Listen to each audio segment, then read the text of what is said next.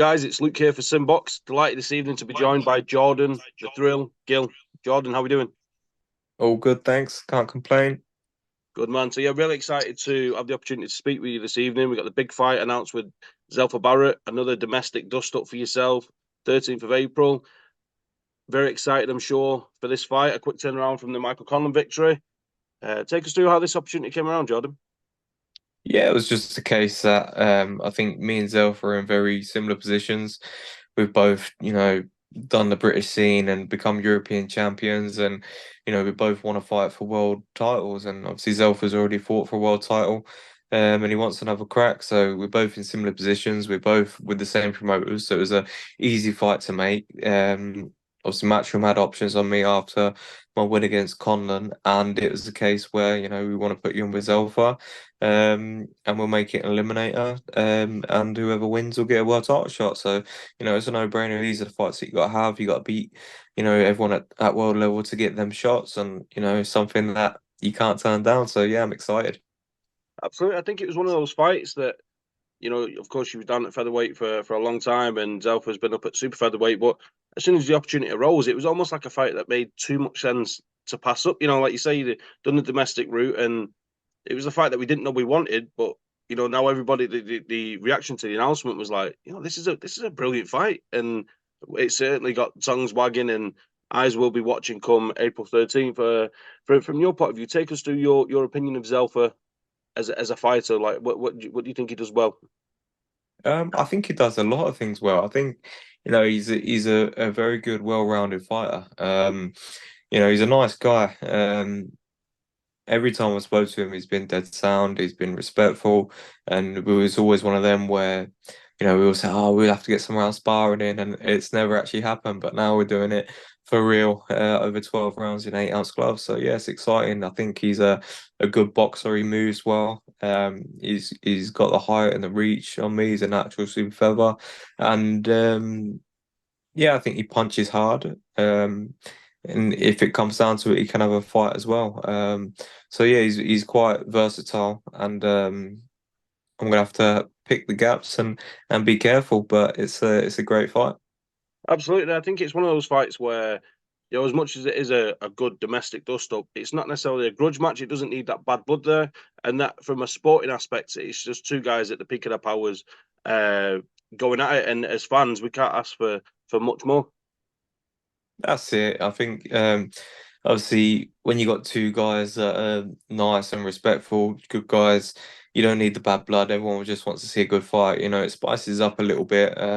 Like when I boxed Michael Conlan, I think it is quite well known that we don't, like each other that much, or there's a little bit of bad blood. He's a little bit arrogant, and it made for an exciting fight, but with Zelfa, there's no bad blood. It's just business, and we've got he's got to beat me to move on, and I've got to beat him to move on. So it's a tasty fight. We both got to the same sort of level, and both want to win and need to win for our careers. It's a real crossroads fight. So it's going to be exciting. I know a lot of people are up for it, up for coming, and a lot of people will be tuning in. So it's going to be a cracking fight. I can't see a way that this fight doesn't excite the fans.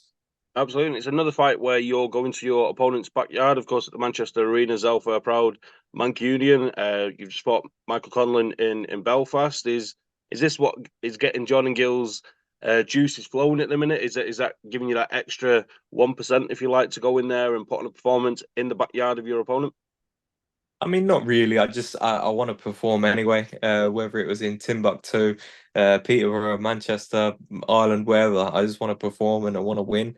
And it will just make it sweeter when you get the victory in the away corner. So I think I've shown that I'm willing to take these opportunities. I'm willing to take these risks. Box Conlon in Belfast, or go to Manchester to box Zelfa. So yeah, I've shown you that I'm about it. I'm about that life. I want them challenges, and I'm going to treat it very seriously. I'm training seriously, and you're going to see the best of me come fight night. It's very exciting thought to have. Jordan, come the 13th of April, are we going to be seeing Jordan Gill cupping his ear to the Manchester crowd this time? Possibly. You never know. You never know. I might have a new celebration by then. We look forward to it. Of course, we can't not speak about the Michael Conlan fight, Jordan. You know, a pivotal moment in your career, in your life. Um, I think it's fair to say, you know, I mean this with no due respect, that you was brought in, of course, as the B side. That Michael Conlan was having his Belfast homecoming, the link up with Matchroom and Conlan Boxing, and he was meant to go on to the world title shot. You destroyed those plans in emphatic fashion. What was you know, maybe a career best win, or certainly one of the best wins of your career. Take us through the way that fight came around for you. It seemed to get put together quite fast. There weren't much turnaround from the official announcement to fight night. And yeah, just in your words, before we talk about the actual fight, how that opportunity arose. I think it was a Sunday afternoon, the week before Lee Wood boxed Warrington, and I was just chilling, and Ben Davidson texted me and said, the matchroom want to do the Conlan fight. Said Conlan's asked for me. And I just text back immediately saying yes. So we sorted the money. Within a few days, the contracts were signed, and the Saturday after the fight was announced, I thought it's interesting that he's asked for me, but be careful what you wish for. So we got the game plan together, worked to it, and you saw what unfolded on fight night. It was a good performance. It wasn't perfect, but there's always ways you can improve, and I'm my own worst critic. So. Um, yeah, I was happy with that fight. It was a fight that I was willing to take, and like the risks to reward, it was a no-brainer. But like you said, everyone wrote me off, and everybody looked at me all that fight week as if I was going out to the firing line. They all looked at me as though I was, coming for one last payday and going to call it a day. And that just made me smile and made me happy, and took the pressure off, really, because no one's expecting you to win. Just go out, do what you have to do, and get the win, and it makes it even sweeter. So yeah, I had a great week in Belfast. The people of Belfast were lovely, and I'd happily do it again. Absolutely, absolutely. So in terms of, you mentioned there was a bit of bad blood or maybe animosity with Mick, and certainly the final press conference. Is there something more to that, or is it just obviously because of the friendship with Lee Wood and the fact that he's come up against Lee and Ben Davidson before, and that didn't go his way? Is that where it was rooted, or was there more to it? Yeah, I think that was it. I think, like I said, I've been down sparring with Mick years and years ago, probably 7 or 8 years ago, and he was a cool enough guy. We got good rounds in, and that was that. But when he was fighting Lee Wood, he was very outspoken in the build-up, and it was a fantastic fight. It was the best fight I've ever seen from ringside. I was, next to the commentary team, and probably about 2 meters away from the ring, and it was exciting from start to finish. And when Lee finished him, I was celebrating, and rightly so, because he's one of the best mates. I lived with him for 6 or 7 years, and I think if it was the other way around, he'd be celebrating for me. So I think Michael got the face on the fact that I kept reposting knockout, and was celebrating on the night. But is what it is. You back your friends and you back your mates, and Lee was celebrating for me. So not only has he been beat by one bunk bred brother, he's been beat by two now. So it must hurt him inside and hurt his pride. Absolutely. And now, in terms of the fight itself, Jordan, it was a very entertaining fight. Um, a different style, certainly from yourself, a different game plan than what we'd seen previous, or we'd not seen for a little while. You get the knockdown in round two. You finish the fight in round seven. Um, I think there was whispers, there was an idea that Michael Conlan was creeping back into the fight around five and six, and you completely shut that down in round seven. But from your point of view, how did you see the fight going when you put him down in the second? Was that something you was anticipated? Did you know you could get to him early? Was you thinking it was going to be a bit of a slog, or maybe a bit of a longer fight? What was the mindset when you put him down in that second round, firstly? I mean, I wasn't surprised because everything we've been drilling in the gym, it I could see it all playing out in front of me. But I caught him with the shot that we've been working on in the gym. He went down. Obviously, I tried to finish him that round, and then I just sort of getting my composure back, and I knew, once you've hurt someone once, you can get them again. So it was just about being patient. Everything that we worked on in the training camp, we knew that it wasn't efficient. So every time he had success, you could see how comfortable I was. I felt like I was fighting a child at some points. I didn't feel his strength or power. So every time, he had a flurry, it was more the case where, okay, we'll just tuck up, let him burn himself out, and I'll get him again. So every time he had success, it was on my terms, and you know, the crowd behind him didn't help because every time he had success, it was a case of, oh, they riled him up and he tried even harder, and it just had no effect. So if anything, it was his undoing, and he tired out and just gave me more opportunity to hit him hard. Absolutely. Now, I'm not sure if you picked up on it or if someone's mentioned it to you before now, but in the second round, when you do get the knockdown, it's quite early in the round. And Mike Costello on commentary. I love Mike Costello as a commentator. And he was saying words along the lines of there's no signs of either man being either gun shy or worn out, if you like. That he got cut off because you knocked him down. But I just thought the timing couldn't have been any better. That he was saying that neither guy looked gun shy, and then bam, you put him down right on cue. I'm not sure if that's something you've noticed before. No, I never noticed that, to be honest. I watched the fight back a couple of times, Mm. but sometimes when I watch the fights back, I like to watch it without the commentary, just so I can make my own view. A lot of the fights that I watch, I always turn the sound off, and I find that I enjoy it more. Um, but yeah, I don't think Conlan was gun shy. I don't think I was. Despite having 14 months out of the ring, despite coming off a loss, he was coming off a loss, a fresher loss than me. I don't think he was shot. I don't think he was gun shy. I don't think his punch resistance is gone. I just think I caught him with a great shot Mm. in a second, and he didn't recover. And people are always quick to discredit your achievements, and if everyone's coming out and saying, Conor was done. Before the fight, there was all the same people saying that, oh, Conor was going to smoke me and move on to a world title shot. So, you know, you can't read too much into it. He had his opportunity. I had my opportunity. I took it and I beat him, and I move on. And I'm not sure what he's going to do. Yeah, that was literally what I was going to lead on to there. What was your opinion on where you think Mick Conlan goes from here? He's obviously lost to Lee Wood. He was stopped by Lopez. He was stopped by yourself. Do you think he has another run at trying to get into that world title scene again? I think so. I think maybe step down a level because all three of his losses have either been at like for world titles or fringe world level. So the two that he lost before me was for world titles. I'm fringe world level. That fight was fringe world level. So maybe step down a level, maybe European title shot, maybe even a British title. You know, I can't see why he can't come again. I know a lot of people are calling for him to retire, probably his family as well. I'm sure it's not nice to see him in fights like that, and is the decision is up to him, isn't it? I can't speak for Mick. The rematch will be there if he wants it. But at the same time, you have to weigh up the risk versus reward. Is what he's made plenty of money out of boxing. Is his time going to be worth it to put the training camp in, to put the effort in to get that fit and to get in the position to fight at a good level again? Is it going to be worth it for him? So only he knows that. But I know probably his pride in himself will want him to continue, want him to have a comeback and finish on a win.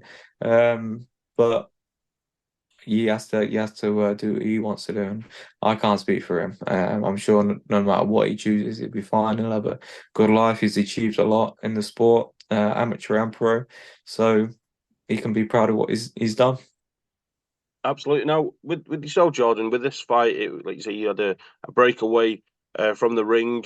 You had moved up in weight. You'd linked up with Ben Davidson, and then we see this different style, this different approach to the fight. Now, is this age? Is this experience? Is this because of the link up with Ben? Is it specifically for an opponent in Michael Conlan? Or is this Jordan Gill in 2024 that we're going to see a more aggressive, come forward fighter? Or was it just for Michael Conlan that you had that approach? I think it is a combination of everything. I had a lot of change. I had a lot of reflection to do after my fight with Kiko. I didn't want to call it a day. I wanted to correct the mistakes, and I linked up with Ben. The game plans that they put in place, I was on board with. I agreed with it. It all was working well in sparring, and yeah, I'm excited to see what 2024 brings. Whether it's going to be more aggressive from now going forward, I'm not 100% sure, but every fight we train for is specific for an opponent because every opponent has different strengths, different weaknesses to exploit. So not one size fits all. There's many ways to fight and many styles that I can adapt to. And I showed the versatility from being a back foot boxer predominantly to coming forward against Michael Conlan. Zelfa is a different fighter to Michael Conlan. Okay, they have the similar traits in certain tendencies, but I think it's a very different fight. I think the game plan is different, and you'll see something completely different from me next time. So it's going to be exciting. Absolutely. Now, Jordan, I think it's only fair to mention, after the fight, you was very brutal and honest in your post-fight interview about the troubles you'd faced out of the ring.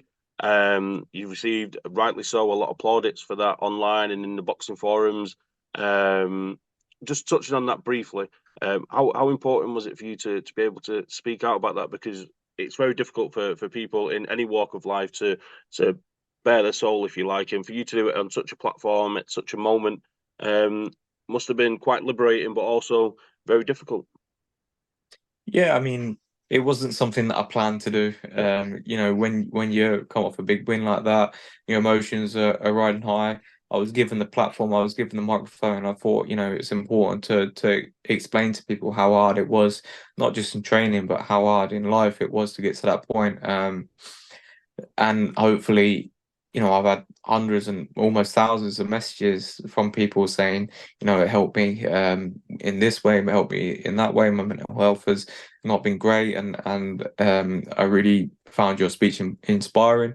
And you don't do it for that, but if it helps one person, it's a bonus because people always look at people on TV or like people like sportsmen, and they'll think their life's perfect, and nothing's ever perfect. So to show vulnerability and to show that you know everyone goes through struggles, but if you knuckle down and you get your head right and you persist and carry on and take the right steps, you can achieve whatever you want to achieve. And I think it touched a lot of people. Like I said, it wasn't something I planned, but I think it helped quite a lot of people. So I'm happy that I did it. And but now I keep on getting loads of requests to go on mental health podcasts, and I can't be asked. So Fair play, but yeah, very well said, and yeah, it was a strong message that you sent. So yeah, well done with that. Now, obviously, on the back of that fight, that win on such a platform, you've got the right with Zelfa. But in the meantime, it seemed that you'd gone from the forgotten man of British boxing to getting a big win on a big platform, and then it seemed that everybody wanted to fight. It was certain Mr. Jamel Herring was calling you out for a fight. Take us through, was the other options other than Zelfa before this fight was announced? Where was the mindset of Jordan Gill at coming over Christmas before this fight officially got announced? to be honest, I don't really care who I fight. It is what it is. I know I've never had much of a say in who I fight. They just sort of put them in front of me. Oh, you got to fight this guy. I'm like, okay, no problem.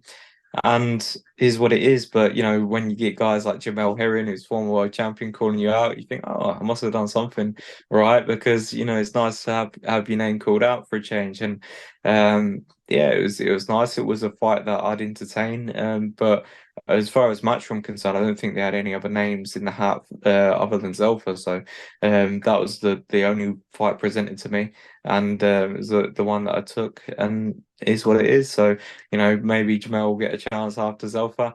We'll see, but I'm open to everything. I just want to fight, and I just want to progress in my career, and just want to, continue enjoying my training, enjoying fighting, and be happy. Absolutely, it's a great mindset to have. Now with the moniker Jordan, the Thrill Gill, I think with each passing fight now, it's becoming more and more apt, isn't it? Whether it's win, lose or draw, whether you got your hand raising victory or it's not your night, that moniker is something you're truly living up to. The win over Conlan, the knockout over Gurfa, the fight with Kiko Martinez, where you literally go out on your shield, like you're really living up to the moniker, the thrill. Yeah, unfortunately. Be nice to have an easy night, wouldn't it? But Maybe we can change yeah, that I to think Jordan the Chill. yeah, yeah, that's me in between fights. I'm Jordan the Chill Gill. In the ring, I'm the thrill. So yeah, I seem to be living up to the nickname. I like to give the fans what they want. Everyone wants blood, sweat, and tears, and blood and guts, and they seem to get it in my fight. So I can when I finish my career, I can look back and say, you know what, I give the fans some good nights, and I'm happy. But it'd be nice to get an easy win now and again. But at the same time, we don't want it boring, do we? We want to excite and want to put bums on seats. So long may it continue, and I'll get my nose fixed after boxing. Absolutely. I think a certain Mr. Carl Froch could give you a bit of advice on that. I've already got the number of his surgeon. Brilliant. So, Jordan, just a couple of things before we wrap up. As always, I appreciate your time. Can you give us a bit of an inside scoop on the goings on with Lee Wood and Josh Warrington in this rematch? I think it fell through at the Forest Ground. I'm right in saying. From your point of view, where's everything up to with that? Well, I'm not 100% sure, and I spoke to Lee at the start of the week. And last week, and I don't like bringing it up too much to him because I don't want to sort of dampen the mood. And I know how much it means to him to fight at the Forest Ground. I know he's, really upset about not getting that opportunity. I feel like if anyone in British boxing deserves to fight at their football ground, it's him. Look what he's done in the last few years. I'm absolutely gutted for him. I know he's gutted, and um, I don't know whether that puts the Warrington fight in jeopardy or not, whether they could do it in Leeds or somewhere else. Um, but I just hope that he gets a fight that he's happy with. I'm hoping that Eddie can come up with an alternative to give him something that he can get his teeth into, and I think he deserves a really big one. So, yeah, gutted for him. I know he's really upset about it, so I'm not going to try and bring it up too much to him because it's just it's not nice, is it? But he deserves the opportunity, and it's just a shame that it's not happened. Absolutely. And now, of course, your stablemates with Mr. Anthony Joshua. He's got the big fight with Francis Ngannou coming up. I'm sure as a like as you say, as a stablemate of Joshua and as a boxing fan, that you're going to be very excited for that fight come March. Yeah, definitely. I think it's a great fight. I walked into the gym a couple of weeks ago, and I think they just announced the fight. And um, AJ looked at me and said, "What do you think to Ngannou?" And I thought, in my head, I thought, "I'm not really qualified to tell you, mate, because you're a two-time world champion, and I'm not." But I gave my opinion. I said to him straight. I said, "I think he's very good. I think he really impressed me. He was a lot better than I thought he'd be against Fury. Whether it was Fury took him lightly or whether he is, that level on his pro debut." I don't know, but I think he's very strong. I think he's durable. He can take a good shot. He's a big dude, and I'm sure he punches very hard. So I think it's going to be a break him down job. You got to break that sort of character down. But he's you can see in Garner's eyes. He's had it tough. He's got them same eyes as me, where you will never quit in the ring. So I think AJ is going to have to nail him to the canvas, and if he doesn't break him down and stop him, I think it's going to be a wide points victory because AJ is boxing very well at the moment. He's looking great in sparring, and yeah, I'm excited for the fight. I'm excited for him. Where else can you fight a guy that's had one fight and lost it and make millions of pounds?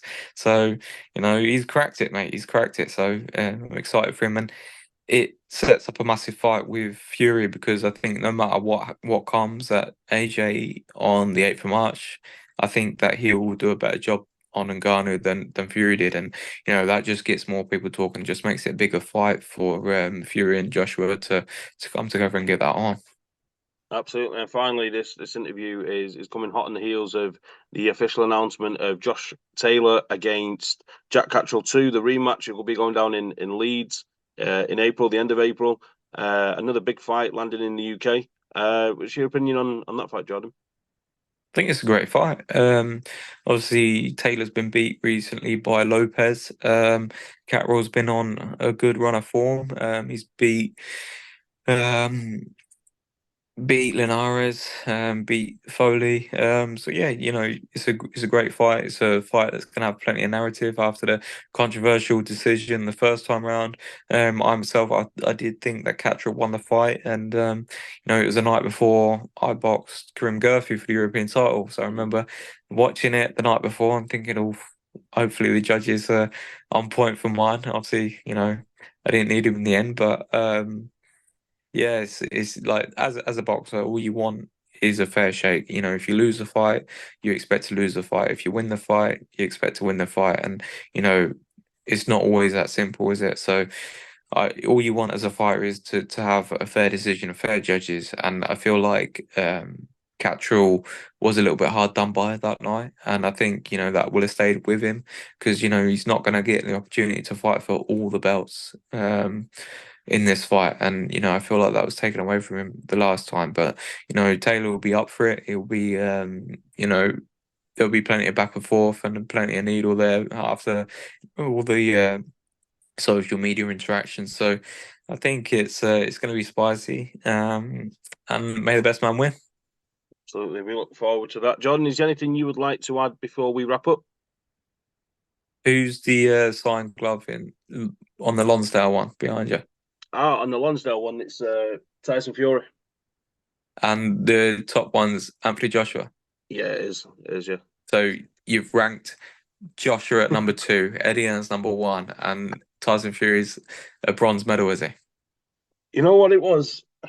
I've not thought of it that way, and I'm going to get a lot of hate because I've always been a Joshua fan over Fury. So thanks for picking it out, Jordan. But No problem. interestingly, with that, I got the Tyson Fury one done in person. I seen him in a bar in Manchester one time when he was on his hiatus from boxing. So I got that done myself. I actually ran to Sports Direct, bought some gloves, bought a pen, and he said he'd wait at the bar for me. And true to his word, he stayed at the bar, and I come back and he signed the glove, and the Joshua one was a gift. Fair play. Did you buy him a pint? I didn't. He was drinking bottles in swigs, but yeah, that was a different Tyson Fury before he made his comeback, triumphant comeback. Yeah, he's done well. I remember I was in Monaco with Jamie McDonnell because he was boxing out there, and he come out to Monaco for that famous meeting with Eddie Hearn. Yeah, And I was in the gym with my strength and conditioning coach training, and he walked into the gym about 28 stone, and that was his first session back in that hotel gym, and he just did like some very light weights, a little bit of movement, and yeah, it was interesting to see. And I looked at him at that point and thought, you know what, he's never gonna box again yeah. because he was a complete mess. So to come back and beat Deontay Wilder and become heavyweight champion, you can only take your hat off to him. Absolutely, absolutely. Well, Jordan, as always, man, it's great to catch up. It's good to chat with you. I wish you the best of luck for April with the fight with Zelfa Barrett. I'll be down there at the Fight Week event, so I'm sure to catch up with you in person. But for now, thanks for speaking to Simbox. So see you soon.